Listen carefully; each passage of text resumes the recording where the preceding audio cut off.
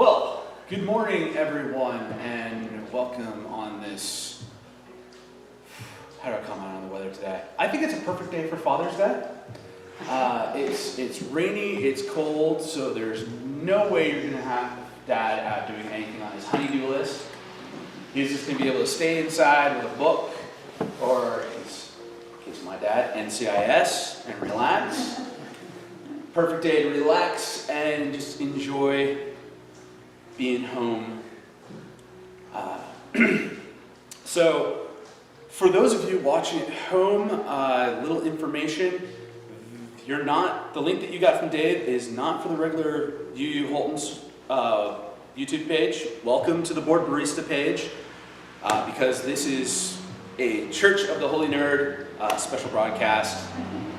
And so to everybody here and to everybody home, happy, rainy, perfect for lounging around Father's Day.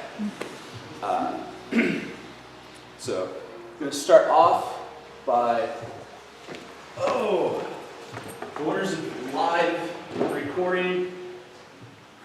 I can't just push a button, make a click, and make that background music go away with a nice, smooth, transitional edit. I have to do it myself. So we're going to start off with a moment of centering silence.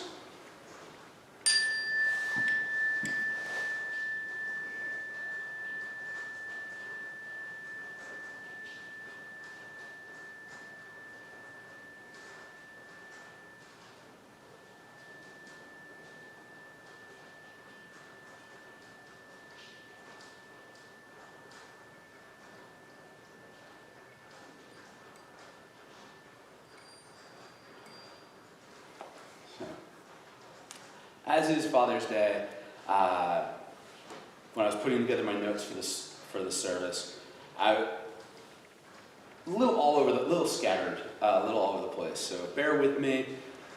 But I was just trying to hit on. It's a big topic. You can get a lot of different stuff, and it's like, well, I want to hit on this, and I want to talk about this. So, but the one thing I knew for certain that I wanted to do today is I wanted to use a bit of a song that I had heard during the COVID lockdowns. I just had music playing on YouTube, and this one just popped up, and it's called Breathe In, Breathe Out by, I'm forgetting who it's by. Yep, I completely forget, and I did not write it down in my notes. I just wrote the name of the song.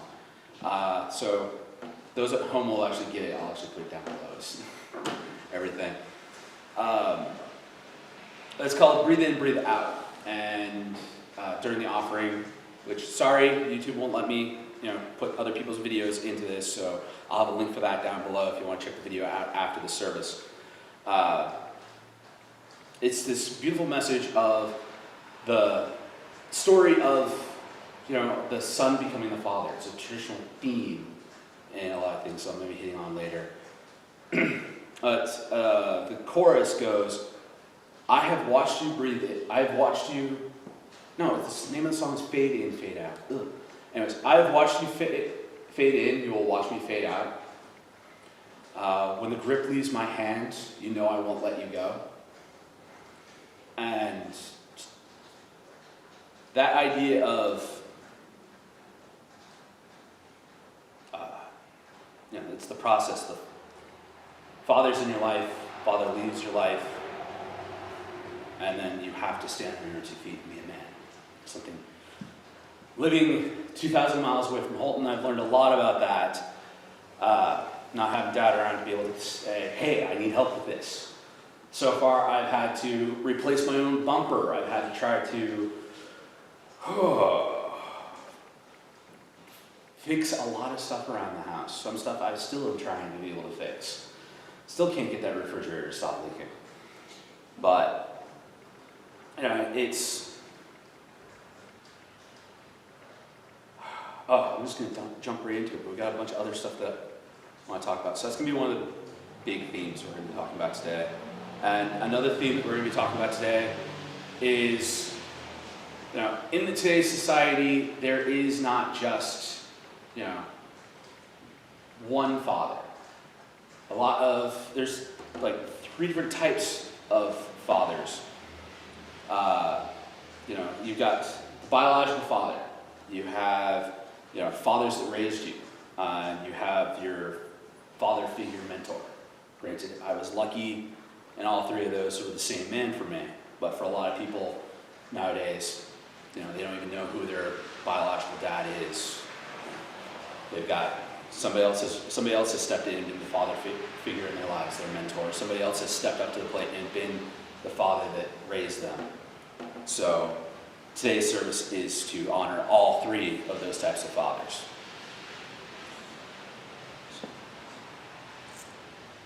That said, I'm going to do the chalice lighting, but seriously, it's been like a year since I did my last service. I am still remembering all the steps.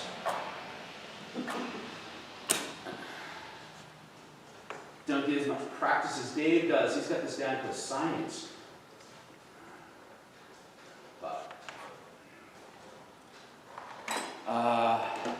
Jim, if you would be kind to light the chalice for us.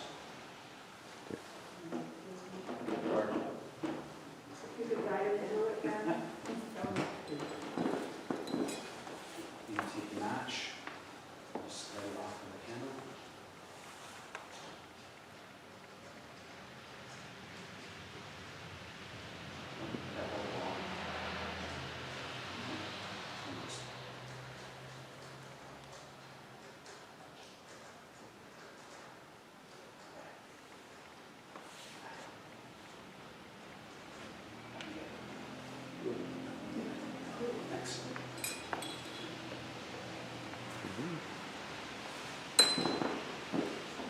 So we're lighting the chalice today for that passing down from fathers to sons, and not just passing down wisdom, experience, but also just passing down that role in a person's life of going from being the child to being the adult.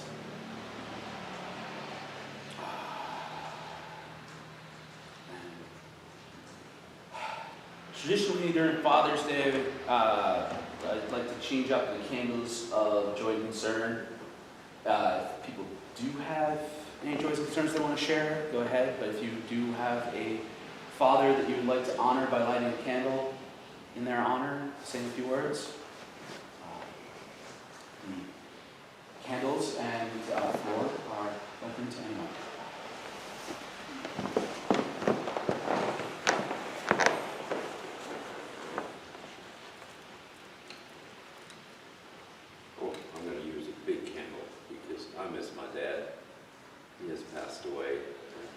Very, very important person in my life. He's helped make me, shape me, and provided so many opportunities.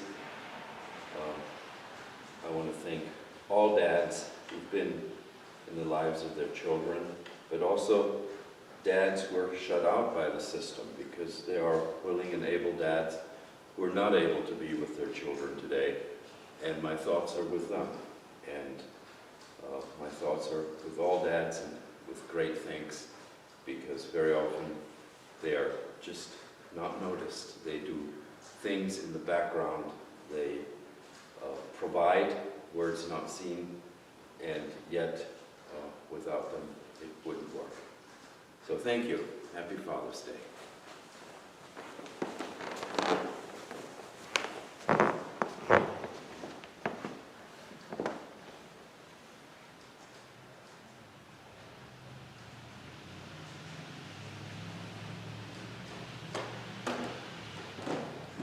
Speak off your candle. My dad's been gone for 40 years maybe. But he was the one in the family that taught us to respect our mother. At the time the children were small, she didn't work outside the home, and he said that she deserved as much respect for the work she did for us and for the house as he did as a breadwinner. And from him I learned about not judging people and including everyone in your embrace.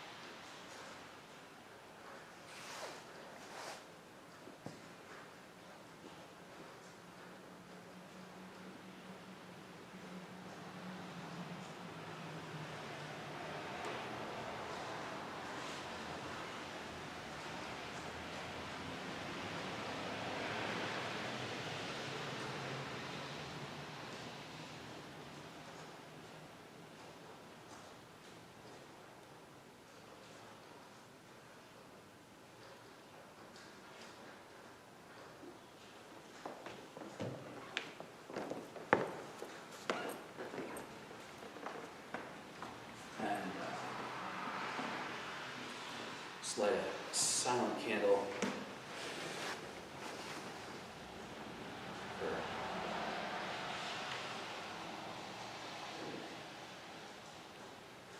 No, quite a few people who don't have their dads anymore. It's just a silent candle for anyone who doesn't. The dads aren't around anymore.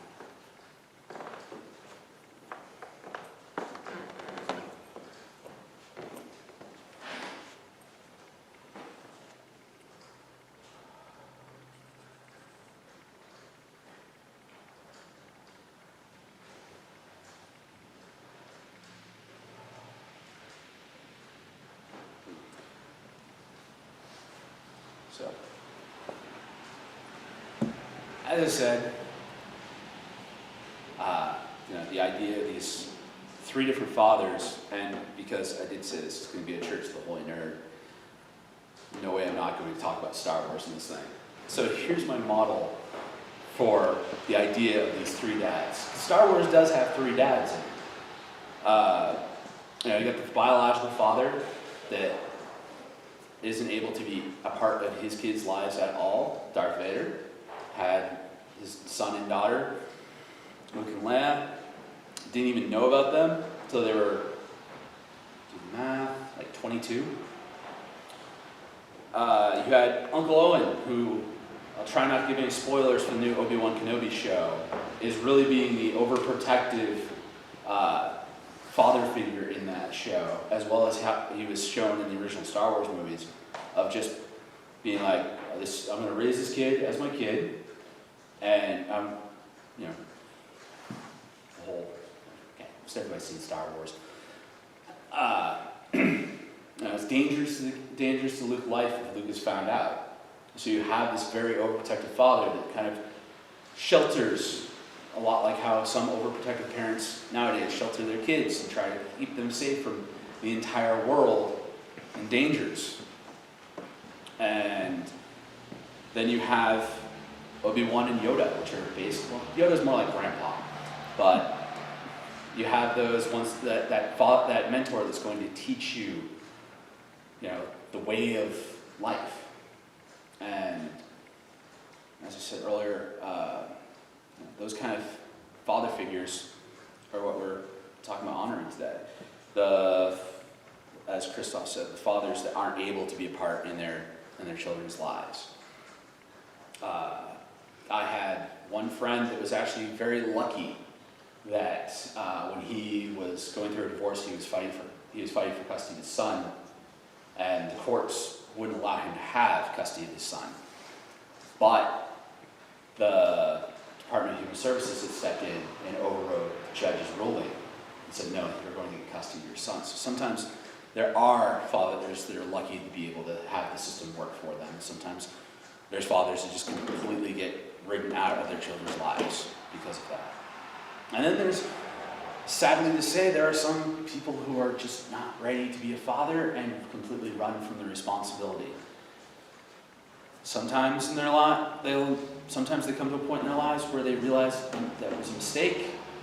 And I've known some people who, in their lives, realized that was actually the best thing that was possible for their lives. But still, there's a few of them that have that moment when it comes to the end, when they realize that person that was actually part of the process that gave life to them, they regretted not having them be a part of their life. That aspect of being a biological father but not being the mentor or the overprotective, the father that raised, it always weighs heavy on both people. And the father that raised you, being that person, I have the utmost respect for those kind of people. The man who's like, oh, I'm not your dad, but I'm the one that's going to step in, I'm going to take care of you. I've known quite a few great people throughout my life that have been like that. And not having children of my own or stepchildren, I've always found myself, especially the past 5, 6 years, just being involved with the youth and the community, both through my game nights at the cafe and being part of the Carlton Project and teaching and everything like that. I found myself in the third role, the father figure, the mentor. And that has given my life so much fulfillment. To be able to see, you know, the teenage guys I know in this community, the students I've had, just being there to be able to be the voice of, well, you probably shouldn't do that, or you might want to think that through. Or even just stepping in and be like, well, this is actually how you do it, and teaching them something. That has given me such great joy. But at the same time, it has made me think so much about, oh my God, this must be how Dad felt every time I decided to try to go and do something completely stupid now and backwards. Yeah. And when I first started being a teacher and working with youth, I always was thinking about what Obi-Wan said to Yoda, like, was I any different when you taught me? But nowadays, I kind of look at like, well, what would Dad do? What would Dad say? How would Dad handle this kind of thing? That's usually my go-to. So, I think having that kind of mentor in my life has been a really, really good part. And I feel like I am advancing on that father-son cycle that I was talking about earlier. Tried to break it down in like steps, but it's just like, it's not really steps, it's phases. It's parts of times where you're like, as a kid, well, my brother Brent looked up a lot more at Dad. He wanted to become Dad. He used to dress up Dad's clothes and be like, I'm going to be a truck driver when I grow up. And, you know, when you're a kid, you want to become like your father figure, like your mentor at first. And then you start wanting to be like, oh, I want to be like him, but I want to be a little bit better. And, of course, you're young, you're naive, you're probably going to not be able to accomplish that right off the bat. So, at some point, you decide you want to just be able to stand on your own. To step out of your father's shadow, to be your own person. And there's a long period of my life where it was a whole thing of like, everybody, you know, every time I introduced myself around town, they'd be like, Carmichael, who's your father? And I'd be like, well, I'm Jeff's youngest son. He's like, oh, and then somebody would be like, oh yeah, he's a great guy, truck driver. I always hear about the legendary truck driver. But nowadays, if you say Fenn around town, they're like, oh, Fenn, yeah. Don't have to do the whole Aroostook County introduction of like, well, who's your father, who's your grandfather, who are y'all related to? So, I was able to stand on my own, step out. And like I said earlier, you know, I don't have any children of my own or in any capacity, but I have found a way to become a father figure to a number of kids. And that has been really great. But in becoming a father figure, mentor, and it only really dawned on me in the past year that you realize, because when you're a kid and you're looking up and you want to be just like your father figure, you think they got it all figured out. They got everything set. They know exactly what they're going to do. But when you get to that point, you realize nobody's got it figured out. And you're pretty much just making it up as you go, and the best thing you can do is just think back to what your mentor, father figures have done before, and just be like, well, this is how they did it. Let's go. And sometimes it works, sometimes it doesn't. Found out usually a little bit more, it works more than it doesn't.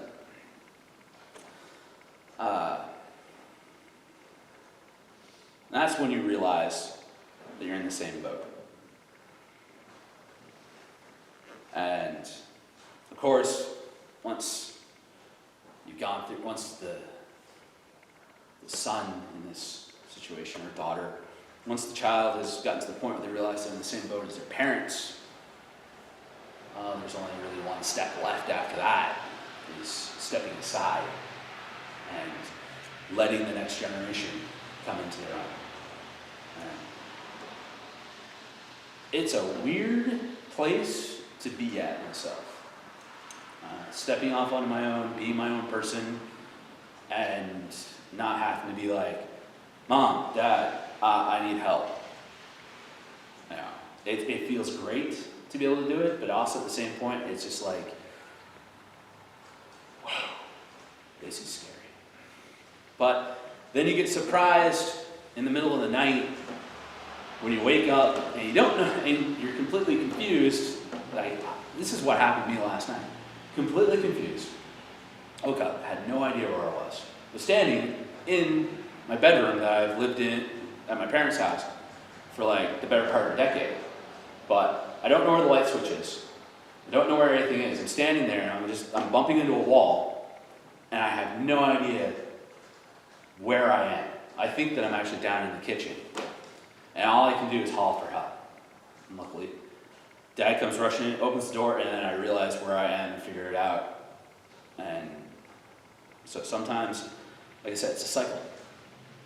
You go through the process, but sometimes you're still there, and if you're lucky, you can call out for help. But most of the time, you're just going to have to plow it alone. But, I was afraid to do the Father's Day service. I was afraid that my parents were going to be the ones who were going to be teary-eyed.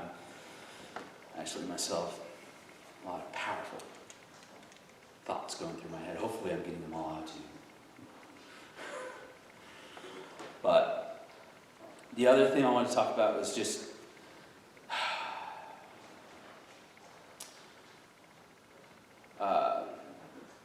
the spiritual aspect of the father-son relationship. In Christianity, God was just, the Old Testament, God is God. He's doing his thing, living his life. And the New Testament comes along, and he's suddenly a father. And he's got, instead of this all-powerful judge, as you can, some readings of the Old Testament might be able to take, God was a little heavy-handed in the Old Testament. Very strict, very stern, but then has a son, and it's all about forgiveness and about being there. And it's kind of a moment, and I think in spirituality where you realize, I feel like God realized that, well, I've got a son, I've got to be more involved, I've got to be more, I can't just yell at him, I gotta be a father. And then, so it's like to me, it's, when I look at it, it's a transitional period where you go, where spirituality, the gods grew up and became what they truly were supposed to become, just like people grow up and going through the process and become what they're truly supposed to become.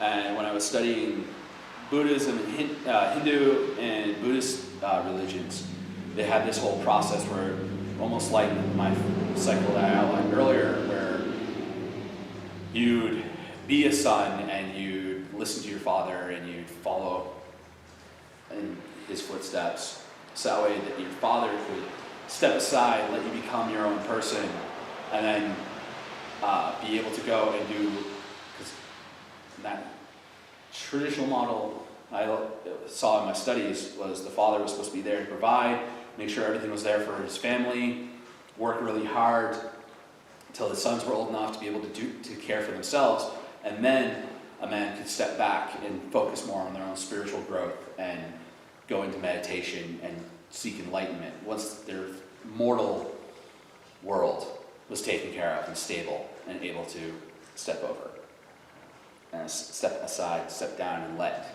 the next generation take over. So these ideas of the father becoming the son becoming the father, and this cycle of each generation stepping aside for the other, I always kept seeing it in different religious practices. But one thing I always saw there was that your dad would always somehow be there for you. Yeah. Even if it's not coming in the middle of the night to turn on a light because you don't know where you are, but the things that you've learned, the experiences, the knowledge, that being able to go and be in the mentor role, like I said earlier, and pull from like, what did my father say to me? What wisdom do I still got left? That stuff will always be with you. The life lessons, the examples that you've been given about how to grow up and be an adult are always with you. And it's not just what you get from your dad. I know today is Father's Day, so the big message is, fathers, but parent in general, they'll always be with you. And I just want to be able to say thanks to mine for always being there for me. And to honor those that aren't with us anymore, but still are with us. So,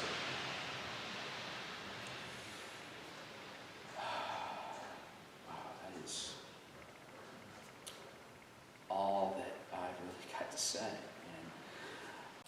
And like, now that our service is wrapping up to an end,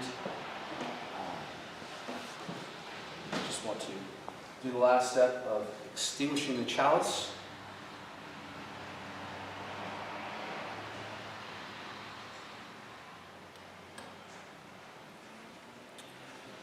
The chalice is extinguished, but its light lives on in the minds and the hearts and the souls of each of one of us. Let us carry the flame with us and share it with those we know, with those we love, and most especially with those we have yet to meet. Thank you all for coming this morning, and thank Christoph for operating the camera. You have a wonderful rest of your day. Hopefully maybe there will be some sun to come out to enjoy the day later, but again, thank you, bless you, may the force be with you. Have a great day. And thank you, Board Barista Productions. Oh, wait, before we go, if you haven't subscribed to Board Barista Productions, because this is on the Board Barista channel, like, share, subscribe, all those things down below. And also, if you're just catching this as the first one of the Unitarian church services that you've ever been exposed to, if you'd like to check out Reverend Dave's much more professionally done services, the link for the UU Holton is also down below. And peace.